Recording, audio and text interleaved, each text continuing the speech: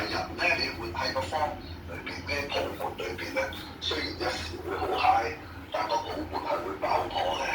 好似呢個先離奇緣啊，12點鐘打響咗個鐘聲之後，你會發現自己咧都係窮鬼一名嘅。以前嗰個王子嘅 party 係幻覺係嘛？咁而家先睇下2025年，你覺得財赤會減少咩？你覺得樓價會咧係升翻3成咩？你覺得股市啊係會翻上去3萬點、4萬點啊？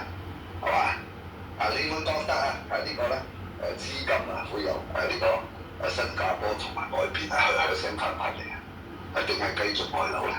係嘛？2024年年尾表示有34%嘅香港人3/4仲想移民，仲想走啊！咁你2025年你點睇咧？係嘛？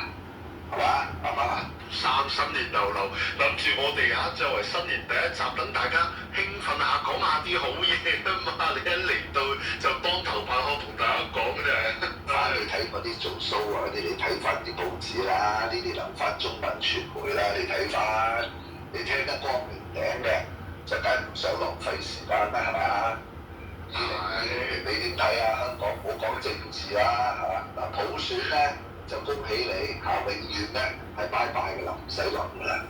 你而家話由亂入治，由治入興，將啲咧民主黨拉晒，動態清零，唔需要有普選，而家終於實現強勢行政主導，咁